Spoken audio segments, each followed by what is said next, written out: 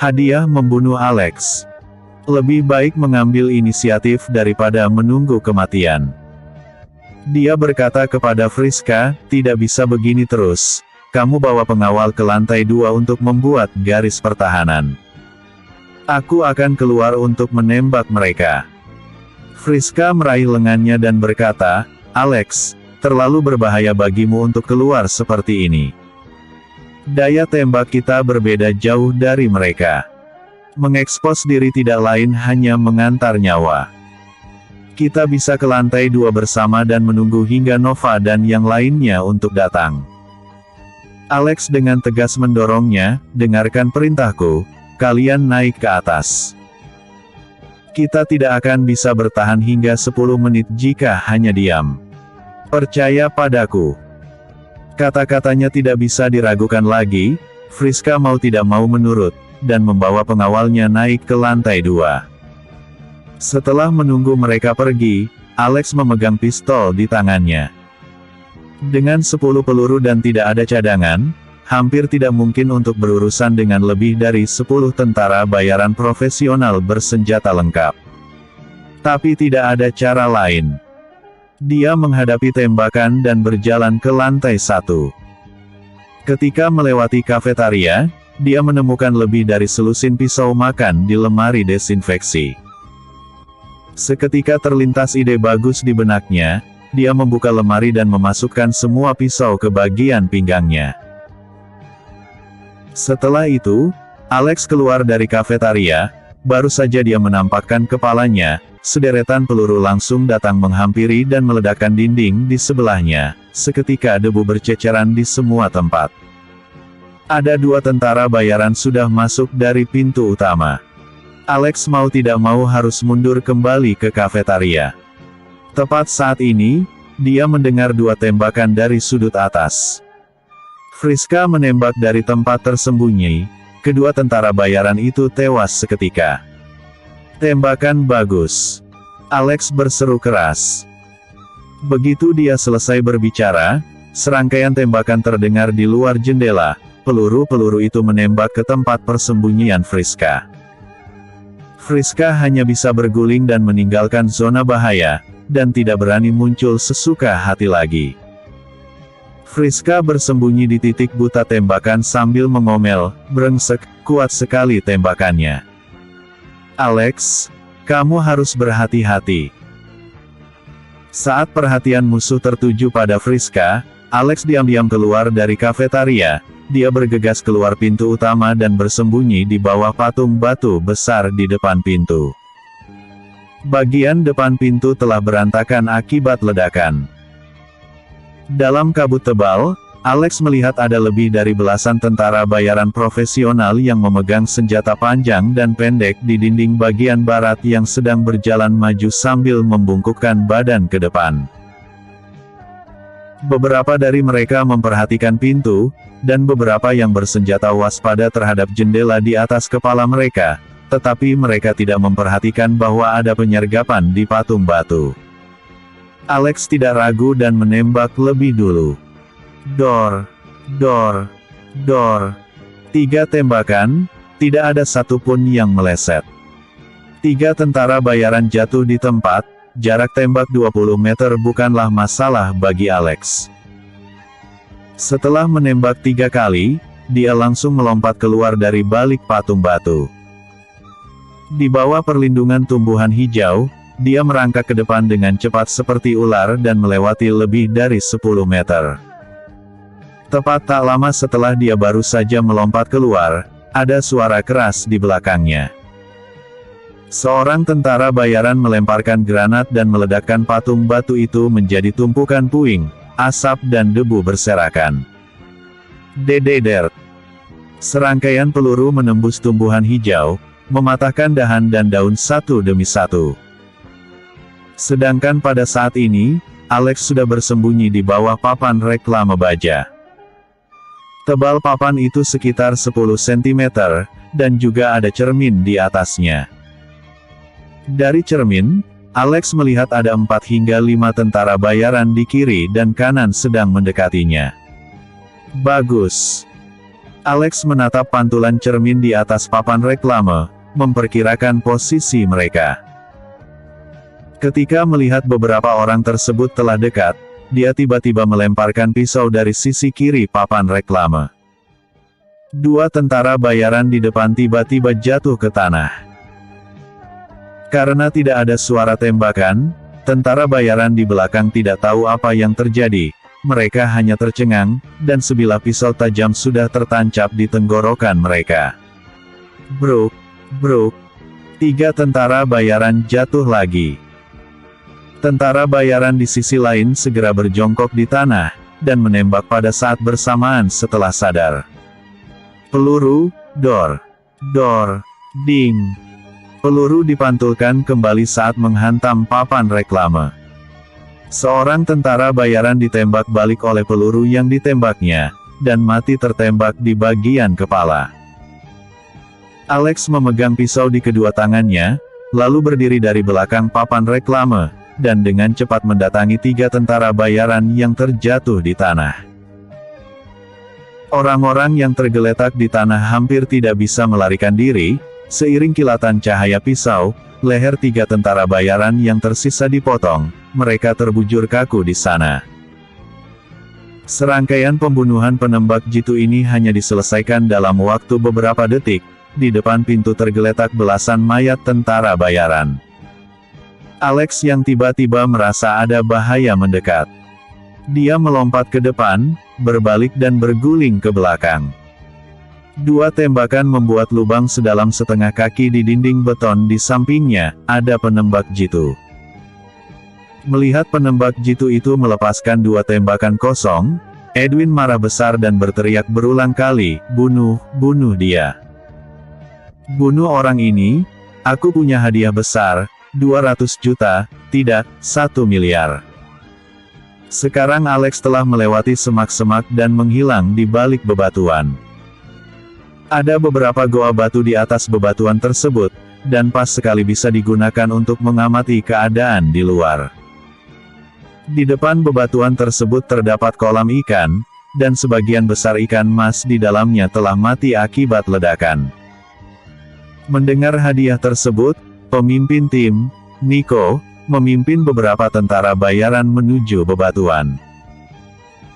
Saat mereka mendekati bebatuan, Nico memberi perintah untuk menembak. Dalam sekejap bebatuan menjadi tumpukan batu tak berbentuk, tetapi ketika mereka mendekat, tidak ada bayangan Alex. Kemana pria itu pergi? Saat mereka bertanya-tanya, tiba-tiba daun teratai besar di kolam dibuka, dan seseorang tiba-tiba melompat keluar dari air. Dor, dor, dor. Setelah semua peluru ditembakkan, terdapat 5 tentara bayaran yang terjatuh. Orang ini tentu saja Alex. Reaksi Nico masih termasuk cepat. Begitu suara tembakan terdengar, dia langsung berbaring dan berguling. Melihat seseorang melompat dari dalam air, dia langsung menembak balik. Dert, segumpal air memercik ke atas. Sekarang tidak ada peluru lagi di pistol Alex, dan pistol itu digunakan sebagai anak panah, Shush. Pistol tersebut terbang menuju Nico. Nico menghindar ke samping dan menembakkan beberapa peluru lagi. Alex berjalan ke belakang tiang bendera dalam beberapa langkah, peluru tersebut mengejar di belakangnya. Klang, klang, klang. Percikan api yang diakibatkan gesekan peluru dan tiang bendera yang tidak bisa ditembus memercik kemana-mana. Tembakan tiba-tiba berhenti, Nico mengomel sambil mengganti magasin, kemudian menarik kembali pelatuknya. Tepat pada saat itu, pisau terbang mengenai pergelangan tangan kanannya. Edwin bisa melihat semua ini dengan jelas di teleskop. Orang yang membunuh puluhan tentara bayaran di depan pintu adalah Alex. Kakaknya Intira telah mengirimkan fotonya beberapa kali. Bagian depan dan samping, dari jauh dan dekat, semua ada.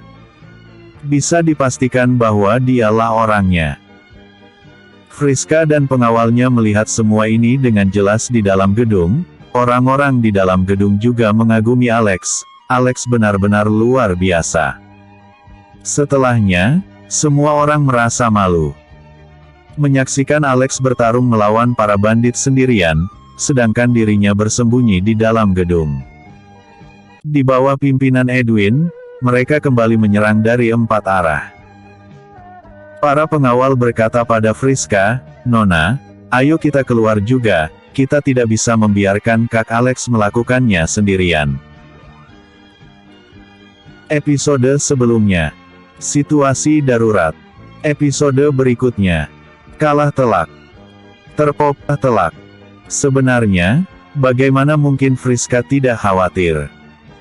Mendengarkan orang lain mendesak, Friska juga sudah tak tahan lagi. "Alex, kami datang membantumu." Saat dia berkata, dia mendorong jendela, dan melompat dari lantai 2, ketika mendekati tanah, dia berguling, dan berguling ke belakang pecahan batu tanpa suara. Seorang tentara bayaran di dekatnya baru saja menampakkan diri dan Friska langsung menembakkan 1 peluru. Tentara bayaran itu terjatuh di tempat. Begitu melihat nona mereka bergegas keluar, kedua pengawal pribadi, Hansen dan Harry juga tidak mau kalah. Mereka menjulurkan senjata dari jendela dan menembaki tentara bayaran di luar. 2 tentara bayaran terbunuh lagi. Melihat 2 anak buahnya jatuh, Edwin tidak panik. Lagi pula, dia sudah berpengalaman. Jika pihak lain terus bersembunyi di dalam gedung, dan dirinya tidak mengetahui detailnya, maka tidak mudah untuk membunuh mereka. Namun, sekarang mereka berinisiatif untuk muncul, bukankah mereka sedang cari mati? Memikirkan hal ini, dia diam-diam mengambil senapan sniper, membidik ke jendela, dan menembak 2 kali. Kedua pengawal itu tertembak. Tubuhnya jatuh dari jendela dan menghantam tanah dengan keras. Alex sedikit cemas, dia berteriak pada Friska, "Siapa yang memintamu keluar? Cepat kembali." Friska bergumam, "Aku mengkhawatirkanmu. Kenapa kamu begitu galak?" Air mata mengalir dari matanya saat dia berbicara. Alex tidak punya pilihan selain mengingatkannya, "Sembunyikan dirimu dengan baik." Saat ini, Edwin sudah mengenali bahwa pria dan wanita yang muncul di depan gedung adalah Alex dan Friska yang dicarinya. Nico benar-benar sulit dikalahkan. Padahal pergelangan tangannya sudah tertembak pisau Alex, tapi sekarang dia malah mencabut pisaunya, dan membalutnya dengan sederhana. Setelah itu dia datang mengepung Alex dengan 2 tentara bayaran lainnya. Melihat Alex tidak memiliki senjata di tangan dan semua pisau telah ditembakkan. Beberapa tentara bayaran tersebut ingin segera turun tangan, tapi mereka baru menyadari bahwa ilmu bela diri Alex sangat mengerikan. Setiap tangan dan tendangan adalah senjata pembunuhan. Mereka juga tidak unggul bahkan jika maju bersama. Nico memiliki ilmu bela diri tertinggi, tapi setelah beradu beberapa jurus tadi, dia rupanya dalam posisi lemah, dan hampir tercekik oleh Alex. Untungnya, 2 tentara bayaran lainnya membantunya dari samping sehingga dia bisa melepaskan diri. Pria ini berteriak aneh, kemudian mencabut pisau dari pinggangnya dan menusuk beberapa kali ke arah Alex. Langkahnya sangat lincah dan juga mahir dalam menggunakan pisau. Kemampuannya melonjak 2 kali lipat dengan pisau di tangan. Melihat ini, 2 tentara bayaran lainnya juga ingin mengeluarkan pisau dari pinggang mereka. Tapi sayangnya, Alex tidak memberi mereka kesempatan. Baru saja dia mengulurkan tangannya ke pinggang, Alex langsung menendangnya dari samping. Orang tersebut terlempar sejauh 8 meter setelah tendangan itu mengenai bagian dadanya, kemudian muntah darah. Pria yang satunya lagi berhasil mengeluarkan pisau, tetapi itu malah menjadi senjata Alex. Pisau pendek di tangannya mendadak berada di tangan Alex. Dengan gerakannya, dia menggores dada pria itu, dan satu lagi berdarah. "Terima ini." Swoosh! Pisau Nico menusuk ke arah Alex yang mendekat, dan tubuhnya juga dengan cepat bergerak menuju sisi kanan Alex. Pertarungan jarak dekat semacam ini tidak bisa menjadi ancaman bagi Alex, meskipun lawan memiliki senjata. Alex menendang ke pergelangan tangan Nico, akan tetapi Nico mengelak dari tendangan itu. Kemudian dia mengarahkan pisau ke dada Alex. Dua tentara bayaran lainnya juga mengepungnya dan membantu Nico melawan Alex. Keduanya adalah petarung yang baik. Meski tidak ada senjata, mereka berpikir bahwa tidak akan ada masalah jika mereka bertiga melawan Alex yang seorang diri. Namun, mereka jelas meremehkan lawan. Tendangan samping Alex berhasil melayangkan seorang tentara bayaran hingga 8 meter jauhnya sebelum jatuh ke tanah dan pingsan. Melihat ini, Friska juga bergabung dengan Alex. Dia mengangkat telapak tangannya, dan mematahkan leher tentara bayaran yang jatuh di depannya lebih dulu. Hanya tersisa beberapa tentara bayaran yang diperintahkan Edwin untuk masuk ke gedung perkantoran, tetapi Hansen dan Harry menjaga lobi di lantai pertama dengan sekuat tenaga yang membuat para pembunuh tidak bisa masuk untuk sementara waktu. Tepat saat ini, ada suara gemuruh di langit. Saat Edwin mendongak ke atas, dia melihat sebuah helikopter bersenjata telah muncul di langit kejauhan. Dalam 1 menit, helikopter itu akan datang ke depannya. Tampaknya pembunuhan kali ini akan gagal. Mata Edwin memerah. Sial, dengan begitu banyak orang, aku tidak percaya tidak bisa membunuh mereka. Dalam huru-hara di hamparan bunga, Alex berteriak dan meninju dada Nico dengan kuat, lalu menendangnya ke udara. Nico menjerit kesakitan, tubuhnya jatuh tepat di depan Edwin, wajahnya sangat hancur, dan kepalanya juga bengkok ke samping. Melihat satu persatu rekan seperjuangannya dibunuh oleh Alex, Edwin sungguh marah besar. Dia melompati pot bunga dan tepat berada di depan Alex. Edwin melompat dan menjadikan senapan sniper di tangannya sebagai senjata dekat, lalu memukul bagian belakang kepala Alex. Alex menghindari pukulan Edwin. Edwin mengambil senapan sniper di tangan kirinya dan hendak menembak ke arah Alex. Alex bereaksi begitu cepat sehingga dia ingin menghindarinya, tapi dia tiba-tiba ingat bahwa di belakangnya ada Friska. Dalam seketika, Alex tahu bahwa jika dirinya menghindar, maka Friska yang berdiri jauh di belakangnya akan menjadi target Edwin. Hal ini jelas tidak boleh terjadi. Dengan tergesa-gesa, dia meluncur ke depan sambil membungkuk. Dengan kaki kirinya menghadap ke atas, dia menendang moncong senapan sniper milik Edwin. Dor! Tembakannya menghantam langit. Friska yang berada di depan moncongnya berkeringat dingin karena ketakutan, hampir saja. Edwin yang kehilangan senapan sniper mengangkat pistol dengan tangan kirinya untuk menembak ke arah Alex. Alex mengeluarkan pistol yang diambil dari tentara bayaran, keduanya menembak pada saat bersamaan dan menghindar pada saat bersamaan pula. Alex menghindari tembakan Edwin dengan lincah, tapi Edwin tidak sepenuhnya menghindari peluru Alex. Sebuah tembakan mengenai bahunya, ketika dia mengangkat pistolnya dan hendak menarik pelatuknya ke arah Alex lagi, tiba-tiba sebuah pistol diarahkan padanya. Friska sangat bersyukur diselamatkan oleh Alex lagi. Melihat Alex bertarung sengit dengan lawannya, Friska dengan cepat mengangkat pistol, menarik pelatuk dan menembakkan peluru secara akurat ke dada Edwin.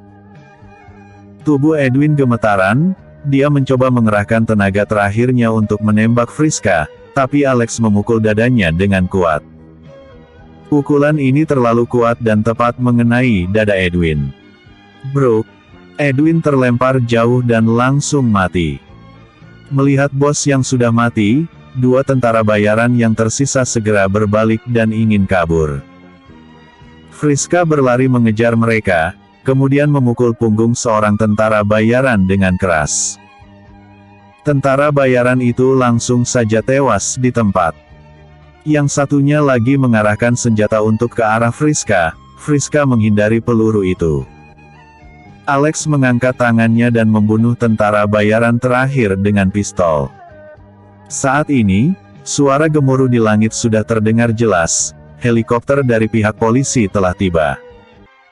Nova berteriak, yang di bawah, letakkan senjata kalian.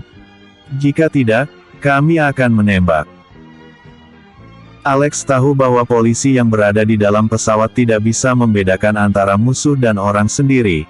Dia tidak berani bergerak sembarangan, melemparkan senjatanya dan mengangkat kedua tangannya. Episode sebelumnya, hadiah membunuh Alex. Episode berikutnya, Erika diculik. Terpopuler. Erika diculik. Friska juga melempar pistolnya, mengangkat tangannya, dan berteriak ke atas, "Kita orang sendiri."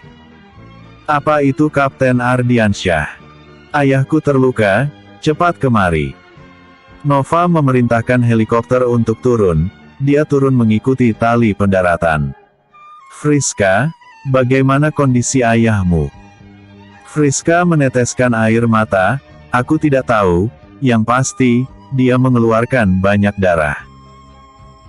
Pada saat ini, melihat pertempuran di luar telah berakhir, Erika meminta pengawal untuk segera menggendong turun Haris dari ruang pertemuan. Haris sudah jatuh pingsan karena kehilangan banyak darah. Alex berkata, tidak mengenai organ vitalnya, tetapi ada pendarahan besar. Cepat bawa dia ke rumah sakit. Semua orang mengangkat Haris ke helikopter, Friska juga naik ke helikopter, dan terbang langsung ke Rumah Sakit Umum Jakarta. Nova memandang Alex dan berkata, begitu banyak senjata ilegal muncul di Jakarta, orang mana lagi ini? Alex berkata, aku sudah memeriksa senjata dan seragam militer mereka. Mereka seharusnya bukan dari organisasi pencabut nyawa. Lebih mirip tentara bayaran petir. Orang yang baru saja aku bunuh berteriak ingin membalas dendam untuk kakak keduanya, Edward. Aku rasa, mereka pasti orang-orang yang dipanggil oleh Nyonya Sutiono. Tujuannya untuk menyelamatkan Edward. Selain itu mereka juga ingin membalas dendam dan membunuh kita. Nova memarahi mayat di tanah, Cih. Masih ingin balas dendam. Kerja bagus, Alex. Orang-orang yang mencoba masuk secara ilegal dengan kekerasan memang harus dihabisi. Satu pun tidak boleh lepas. Setelah menangani keadaan Pulau Pari dengan benar dan menenangkan penduduk desa, Alex, Nova, dan Erika kembali ke Jakarta. Erika berkata, Alex, kondisi luka Tuan Haris belum diketahui, bagaimana kalau kita ke rumah sakit? Alex mengangguk, aku juga bermaksud begitu. Ayo, kita ke rumah sakit. Ketiganya datang ke rumah sakit. Friska dan Yuda menunggu dengan cemas di koridor ruang gawat darurat.